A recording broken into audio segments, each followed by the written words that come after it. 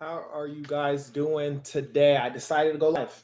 Go live. I'm going to be answering questions about credit or debt. If you have any questions, put in the comment in the chat and I will answer those questions.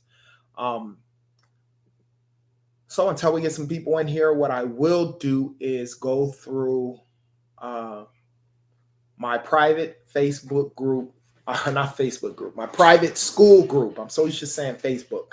Um, for those of you who don't know, I am no longer on Facebook. No longer on Facebook. The reason why is someone hacked it. There's just a bunch of crap that came with it. Trying to get it back was nearly impossible because whoever hacked it changed the email. So as you guys know, when you're trying to get back onto Facebook, when you're trying to verify information, one of the first things they're asking is the email. They're going to send something to the email. So whoever hacked it changed the email to their email, so I'm not able to get on it. So over the course of the time, my biggest audience is here on YouTube, but I've put so much sweat and equity onto my Facebook group. And so after a while trying to figure out what I'm going to do, I didn't want to start a brand new Facebook group. I just wasn't wanting to do that. And so what I ended up doing was I started a community through Skool. So through Skool, there's a community that I have. I've been promoting that and using that a lot with regards to a lot of stuff. So if that is something that you're interested in, what I will do right now is I will add the link to my Skool because I do a lot of stuff there, just not growing it out. A lot of great information there. It's all one-stop shop with regards to stuff. So that I will put it in the comment section here, as well as I'll put it in the description for those of you who watch this video later. Join my Skool group. And so outside of that, and there, it'll be there, but I will throw it in the chat just so you guys can have that. And so that is my Skool group.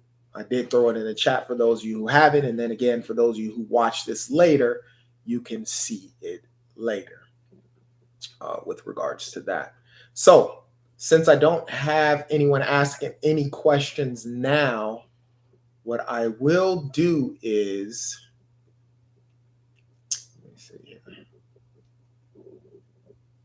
What I will do is go to my Skool chat and look at some of the questions people have asked. We'll go all the way to the beginning.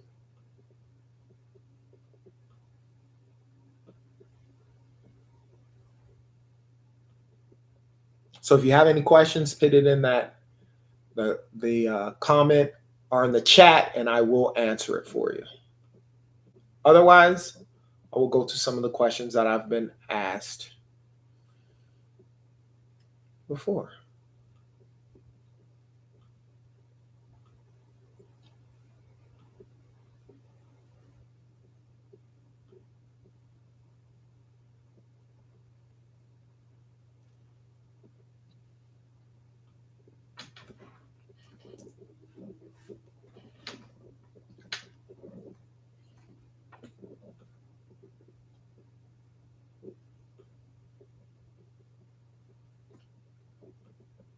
So on my actual YouTube, I had a person ask me about 2 hours ago. What he did was he watched my video after 7 years, what happens today. And then the guy says, wait, so if you pay something that has already completely fallen off of your credit report because they keep calling, are you saying that they'll take the time and add it back to my credit report?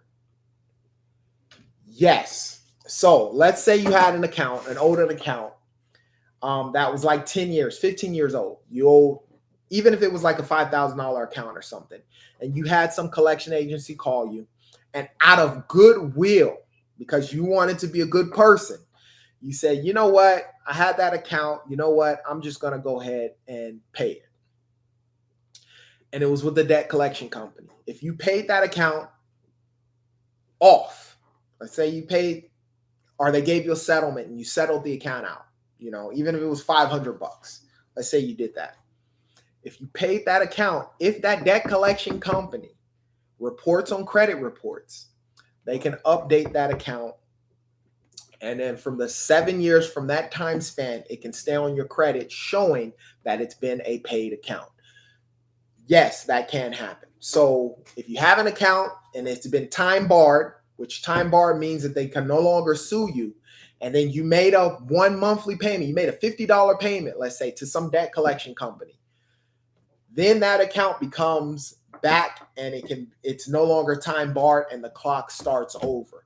The key thing to understand with debt in general, whether it's with a collections account, a legal attorney, whatever the circumstance is the date of last payment. The date of last payment represents the last time that you made a payment on that account, whether it was to the original creditor that you owed or a debt collection company. The date of last payment is that date. And so once you stop making payments, starts the clock. And once you make a payment, it starts the clock over and over and over. So yes, an old account, the clock can be restarted due to that.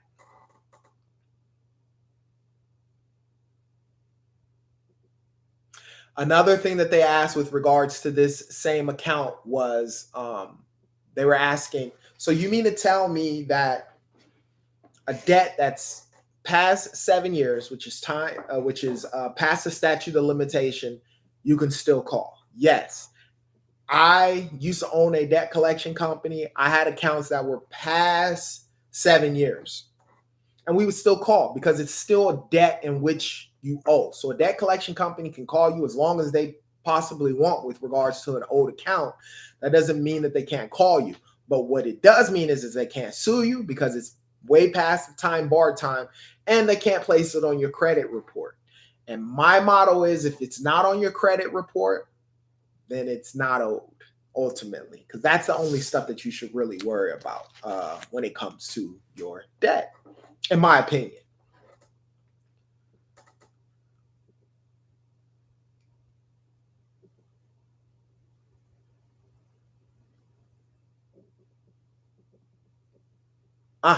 So one of the things they talked about on here that I got a comment from on YouTube is once an account has been sold and purchased to 3 or 4 different collection agencies, chances are they don't have the contract. That's very, very true.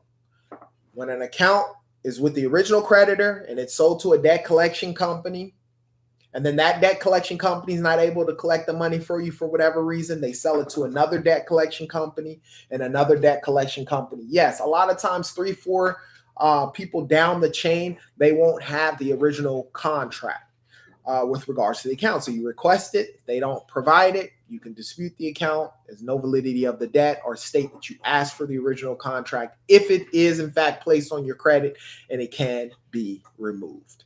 Let's go to another question. Let's see. We have.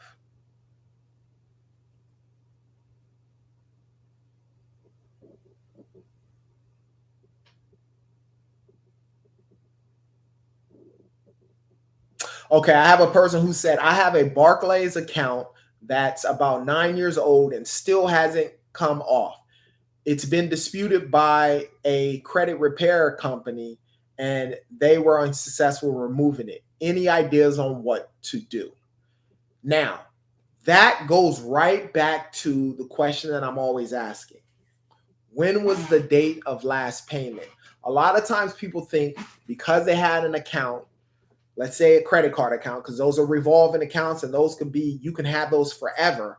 Just because you had a revolving account that you started in 2001 and now it's 2024 and it's been sent to collections, just because you had it in 2001 don't mean that it's 7 years past. You have to look at the date of last payment. If the date of last payment was last month, then that is the time frame with regards to the account.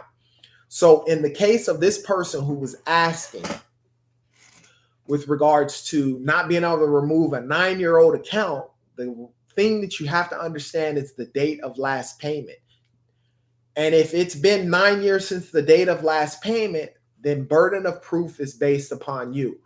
When someone actually sent a demand letter in the mail to you, you should have opened it. That's why I always say you got to open those letters, because they can get an account. I can have an account that I actually, when I used to own a debt collection company, I would buy accounts in bulk.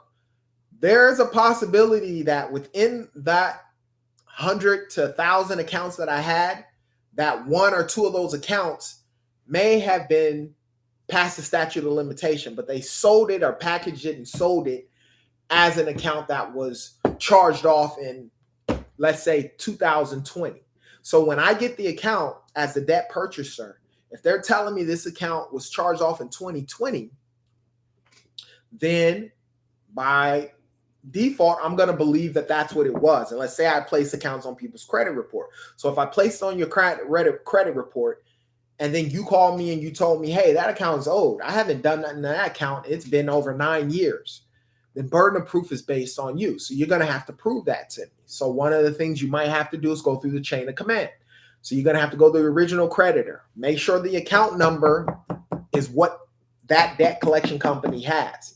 So if that debt collection company has an account number, the original account number, which never changes, is the same as the one that you have, and you can prove that, hey, this account was with this original creditor back in 2001, let's say, and it was charged off in 2001. Why are you now saying that?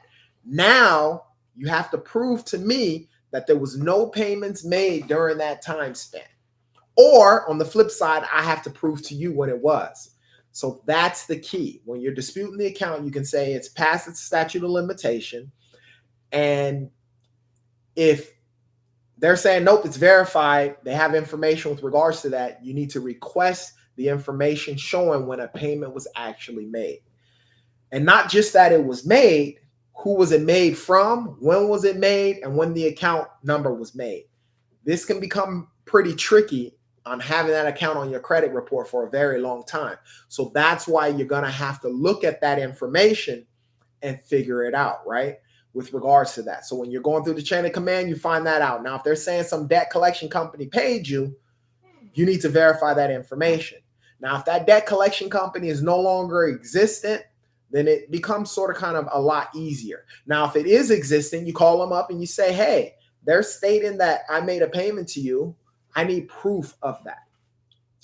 And if you request for the proof from that debt collection company and they're not able to provide the proof of when it was paid, the key thing is you got to ask some specific questions.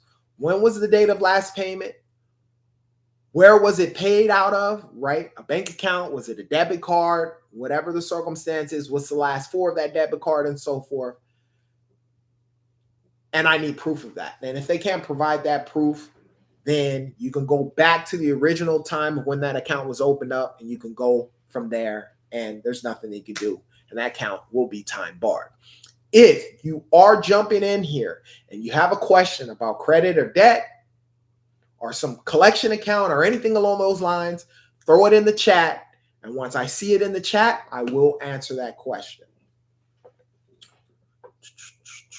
Let's go to another question that I have. I get it. The crazy thing is sometimes I'll get people in other places like Canada asking questions with regards to debt. If you're in another country, unfortunately, I'm not privy. I don't know much. Canada, the UK, any of these other spots, I have no idea what the laws are with regards to debt because I've never collected on anything outside of the United States.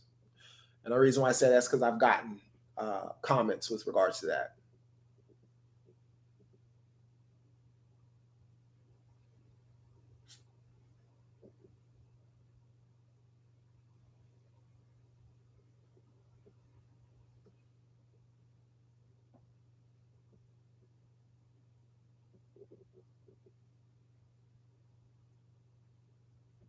Okay, so I had a person say, I have a debt collector after me, and this is from 2013. This was a comment I got 2 weeks ago. He said they still have, in 2013, they still have a voicemail. They tell me they're gonna take me to court. Can they do that? So I'll be honest with you. If you have a question about credit or debt and you're in here, put it in the comment section. If somebody says a debt collection company, I'm gonna just tell you this right off the bat, and this is just my opinion with regards to the history that I had in debt collections. If a debt collection company is going to sue you, a lot of times they're not going to want to tell you right off the bat. Because if they tell you, most consumers are going to know, okay, they're going to try and sue me, and they're going to be on the lookout for process servers, sheriffs coming to serve you or anything with regards to documentation. Because before a company can take you to court with regards to a debt, they have to serve you with a summons to appear in court, right? And in order to serve you with the summons, they got to get it to you. So by telling you they're going to sue you, a lot of times that don't happen. Now, don't get me wrong. I remember when I worked in debt collections, there was a time where I was on a desk to where basically I would get a list of accounts that they're looking at suing on. And it was my job, and I knew it was my job to try and get in contact with the consumer to get them to pay. Because if I wasn't able to get them to pay, then automatically it would get transferred to our legal department, right? And then that process can start. So there were times I would get people on the phone and I would basically, say, hey, you owe this debt. We're trying to get it paid voluntarily. If you're not able to do it voluntarily, we're going to send it to our legal department. Now, it's against the law to threaten to sue somebody for an account if you, as a debt collector, if you have no intention or no intent on suing. So you as a consumer, how do you know if a debt collection company is really going to sue you? Well, there's some questions you can ask to figure that out. But number one, if they have an in-house attorney, which the debt collection companies, the two that I work for had in-house attorneys, and they actually had a legal department, then chances are they could possibly sue you. You can find that information out online, right? You can look up their company, look up that information. You can find that information online. Another thing is you can ask some questions. Now, for those of you who join in, if you have questions about credit or debt, just put it in the chat and I'll answer those questions for you. Whatever it is, I'll answer those questions. But nevertheless, back to being sued and a debt collector actually threatening to sue you. It's against the law if they're not going to do that. But there are some questions you can ask. So if someone's saying, hey, you're going to sue me with regards to a debt collection account, how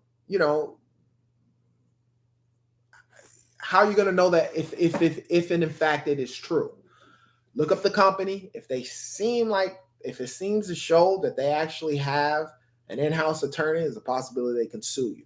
Another thing you can do is verify your account. So depending on what state you're in, it's very simple. Google, what's the statute of limitation with regards to suing me in civil court for a credit card? And it'll let you know with regards to that. And I keep saying California, and I'm going to find out right now what is it in California. Statute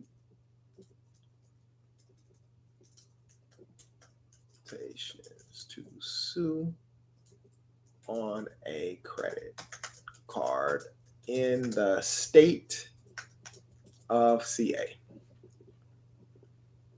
4 years. So I've been saying 3. So it's 4 years. 4 years. So in the state of California, it's 4 years. So whatever state you live in, it varies. Some states are 3 years. Some states are as long as 10 years. I think it's Ohio, if I'm not correct. Because I remember when I used to buy debt, I would buy it in Ohio just because I knew that we could sue a lot longer on debt. And that's from the date of last payment. So if the last payment was made with the original creditor and it's been past the 4 years, great, awesome, you got it. If it's not, then you can be sued. So just keep that in mind as well. And then make sure it's a company that could do that. And if you look up the company and they're threatening to sue you, and you know for sure they can't sue you because they're not outsourcing the account, because that's another thing. Just because they don't have an in-house attorney don't mean they can't outsource the account. And so if they're threatening to do all of that and they don't have any real reason, or they can't really sue you, then you can actually sue them. So it's against the law for a company to do that. Now let's go to another question. Can they seize assets after 7 years? Was a question I had on YouTube. Now that depends, right? If you have a judgment against you, then yes, right? After 7 years, if you got a judgment, typically judgments will stay on your record for 10 years. And there's a possibility it can go even longer to 20 years if they get a writ to reinstate it for the next 10 years if they're not able to get money from you. So yes, after 7 years, just because the account is time barred, if they have a judgment against you, they can still get a judgment from you. If you're joining the live and you have a question about credit or debt, I've been just going on my YouTube and getting questions and answering them. Throw it in the chat and I promise I'll answer it for you. But yes, after 7 years, they can come after you. Now, if there is no judgment, then no, they can't come after assets. In order to come after assets with regards to a debt, they first have to take you to court, right? So if they don't take you to court and they have an account and they're just saying, hey, if you don't pay this, I'm going to take your house from you, then they can't do that. But if, in fact, let's say the asset is a car and you finance the car, right? If you finance the car and you didn't pay it, then yes, they can send a repo guy to come and repossess the car, which would be taking that asset, a car, from you. And basically what happens a lot of times with cars, when you finance a car, first of all, as we all know, financing cars, when you drive a brand new car off the lot, you lose, 20 to 30% right off the bat. And then let's say that you paid on it for like a year. So now that car has depreciated a lot more, a lot less than what you actually owe or that you financed the car for. So let's say you finance a car for 20 grand. When you take it off the lot, now it's probably worth about $16,000, $17,000. A year has passed. Now that same car is only worth about, after a year, a $20,000 car, depending on what type of car. But for sakes, just to give an example of something, let's say that car now is worth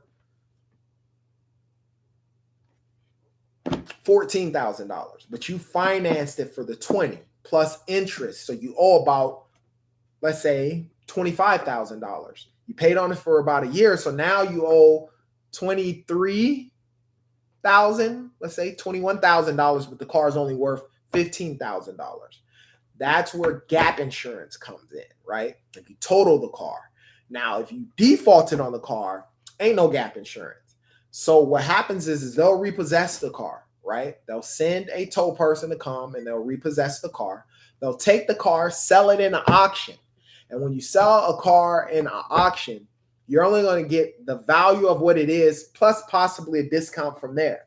So your $21,000 that you owed after you defaulted, not only is that $21,000 going to go up because you're going to get late payment fees and so forth for about 6 months. Late payments, fees on top of what it was that you owed, and the interest, right, of the actual car itself. So that $21,000, once it's repossessed and so forth, or once you default and now they're going to send a repossession, that $21,000 probably went back up to around the $25,000 that you originally got it. They take the car, they repossess it, they sell it in an auction. In an auction, that car's probably only worth $15,000, so it'll probably get anywhere between $10,000 and $12,000 for it. And then the remaining balance is what it's called a deficiency balance, and you're going to owe that. So, not trying to teach you to do anything bad when it comes to a car if you get a car repossessed, but I always, and people voluntarily give it up, that don't change anything. So your best bet is to try and hold on to the car as long as you possibly can. Garage it, whatever the circumstance is, because at least that way you keep the asset. Otherwise, they repossess it. Now you don't have the asset, and you get a deficiency balance, and you're going to probably end up owing $15,000 left over with regards to that car, right? And now that amount, they can sue you and collect for it, right? And so that's the thing with regards to it.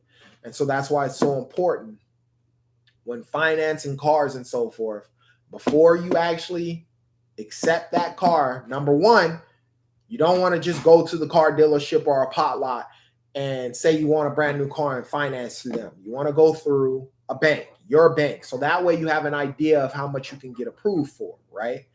And then when you get a pre-approval for whatever the amount is, then you go to the car dealership and you figure out what kind of car you want.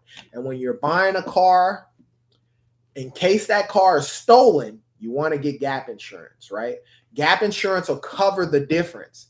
I don't care what the amount is, because depreciation on vehicles a lot of times is just based on the type of car it is, the demand for the car, the reliability on that car, and so forth. And the last thing you will want is if you just finance a brand new $25,000 car, take it off the lot, it already depreciated, it's worth $21,000.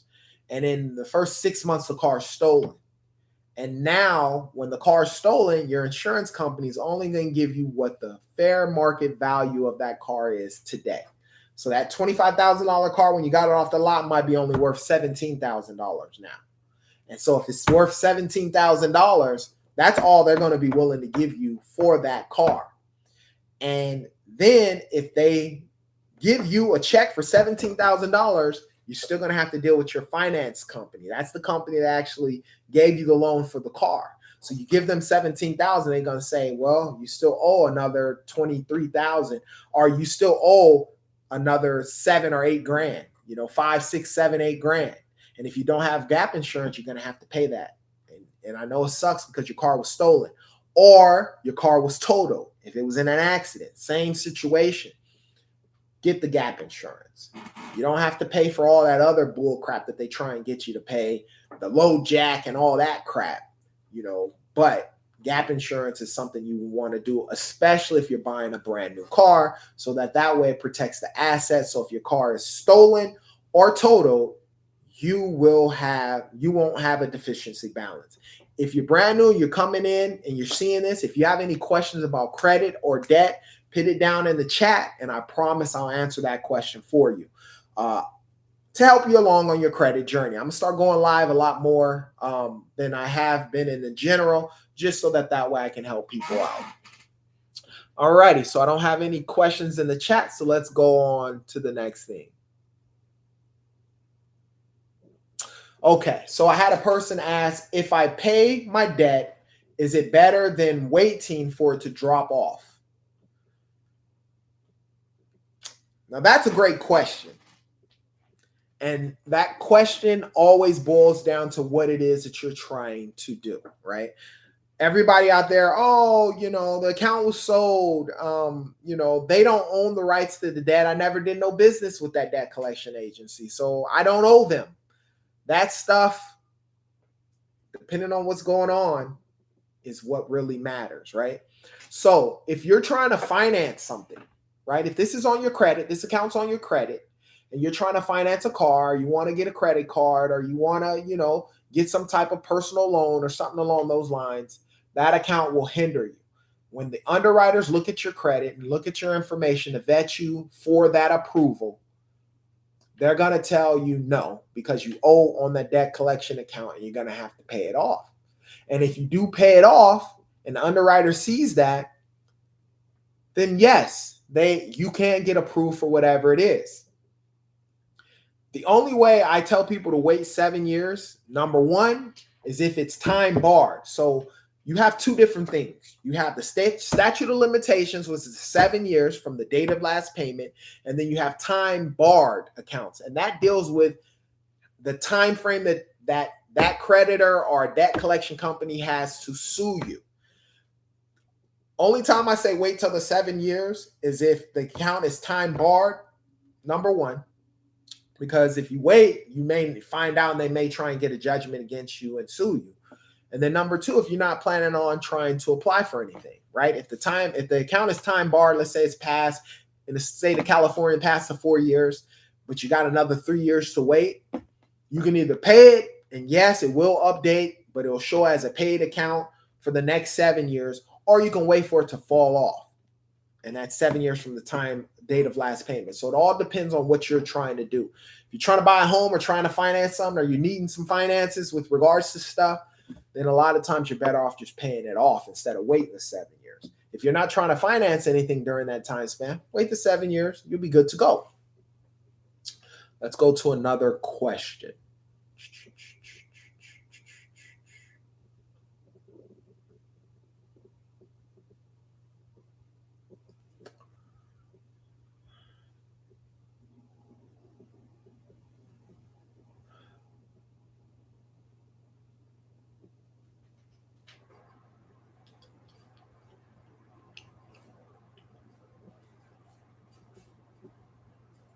Okay. So I'm looking at last like couple weeks, I've been just getting a lot of people saying they need help. Can you help me? Okay.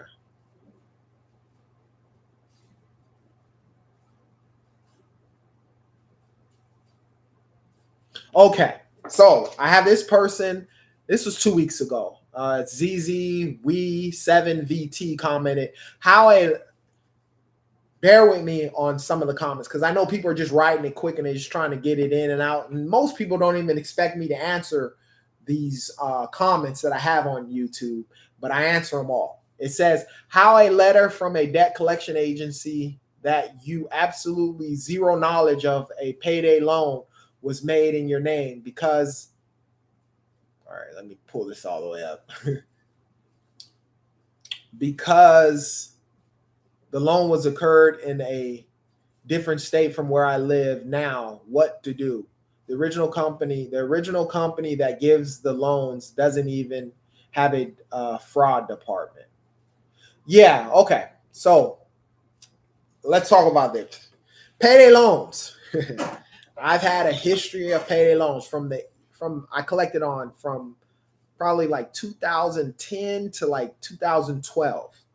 Um, those accounts were the easiest to get people to pay. But I remember when I collected on these payday loans, when the first payment would go through or the second payment, if we set up payments, a lot of times they would pay out of fear because we did use some scare tactics to get them to pay, but they defaulted. So it was easy to get a check. I remember, I would probably in a day, 1 day's time span, I would get 10 checks, 10 people setting up post-dated checks to pay. And out of those 10 people, maybe 4 of those checks cleared, 6 of them will come back non-sufficient funds. Now, payday loans are a tricky one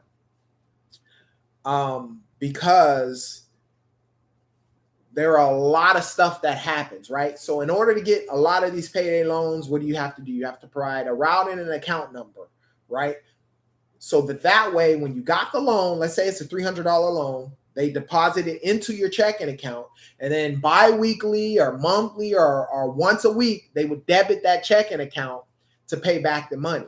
And a lot of people with these accounts, what ends up happening is they can't afford to pay the payday loan back. So they'll debit, not even debit, they'll run and process a payment through your checking account. And what ends up happening is if the money's not there, you get a non-sufficient funds fee. For those of you who are coming in, if you have any questions about credit or debt, put it in the chat and I'll answer those questions. But back to the payday loan. Since I didn't have any questions, I've been answering questions that I've gotten on YouTube. This one's about a payday loan. So when you're setting it up, the transaction, they deposit into your checking account. Once they are trying to take the money out of the checking account, they deposit the money in there. That's why they get your routing and an account number. And then in order to pay the payday loan back, they debit that account.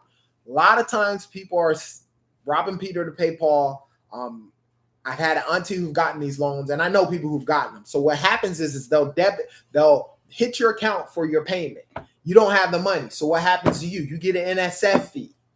And that could be anywhere from 25 to 30 bucks, right? You get an NSF fee.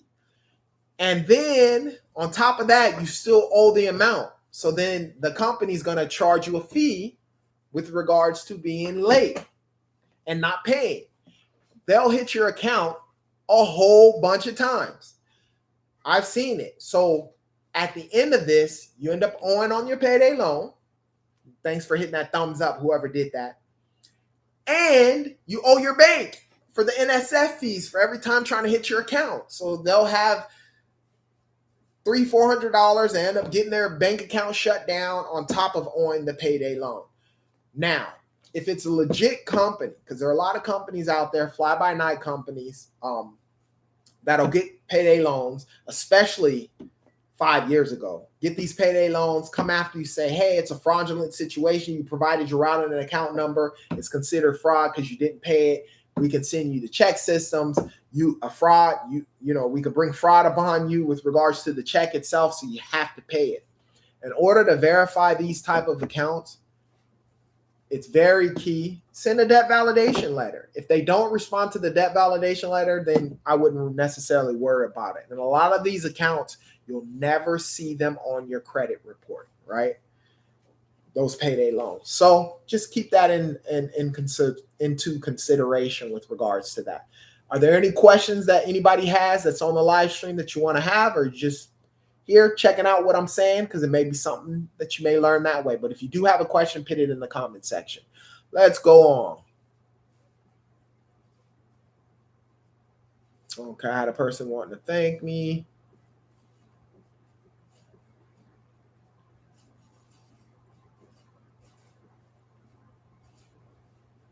Okay, let me see. Okay, I remember this one. About a month ago, my 17-year-old son was pressured to sign an agreement with Angie's List. Now they have sent him to collections because he hasn't paid them for the leads, which he never got now. He's 18, he's going to college and received a letter. What to do? I wonder what state they're in, right? I wonder what state that person's in, because if you, I thought you had to be 18 in order to legally sign a contract to do something with regards to something. But I'm not sure. So I'm not going to even answer that question because I'm not sure, because of the legalities with regards to the age and getting approved for certain stuff. I thought you had to be 18. I could be wrong. Let's go to the next question. If anybody has a question, put it in the chat. Let me see here. You have a question, put it in the chat. I just noticed if somebody left a message, I wouldn't even have seen it. But if you have a question, put it in the live chat. Let me go to another thing.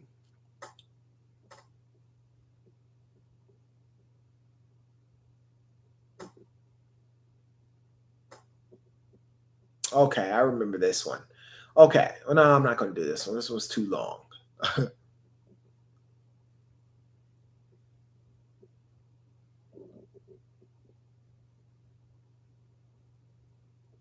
Okay, so this person says, I got a letter they filed with the court, with my local court. If I don't send over $2,000 or call them, I have to go to court. I draw disability. What should I do? Well, in that case, if you draw disability, that's your only form of income. For them to send you a letter saying that you have to pay or you're going to go to court, a lot of times it's fluff. But don't quote me on that, because there are some companies out there that may do tactics like that. Any company I've ever known that done that, they're just trying, it's a scare tactic to get you paid. But if you're on disability and let's say you incurred a $2,000 credit card debt and now you can't afford to pay it and they're saying they're going to take you to court, whatever the circumstance is. One of the things about your disability are tax returns and so forth, unless it's like a student loan or some type of government loan or city or state type situation, they can't touch your income. So if you're receiving SSI, you're receiving a disability check each month, debt, they can't like garnish those wages or anything. So don't be afraid. You're not going to end up having to pay it. All you can afford to pay is what you can afford to pay. Now, let's say you do go to court and you go before a judge. Let them know what your situation is. Now, they may do an asset and liability investigation where they make you come back to court and they want to look at your expenses versus how much you're making. And there's a possibility that you may have $25 left over and the judge requests for you to pay the $25 a month. Now, if you don't have the money, you can't afford to pay it, you just get the judgment with regards to it. There's nothing you can do concerning that. I actually thinking about ending the stream because my battery is about to die. But I have 2 other batteries. So I'm going to see if anybody has any questions with regards to anything. And if not, you know what? I'm going to end the live stream once it goes off. If you don't have any questions, I'm going to come on. I'm going to start doing these live streams every day. I want to help you guys out, help you on your credit journey, help you get to where you need to be. Thank you for joining today, and I will be back on tomorrow or maybe even later today. We'll see. Thank you.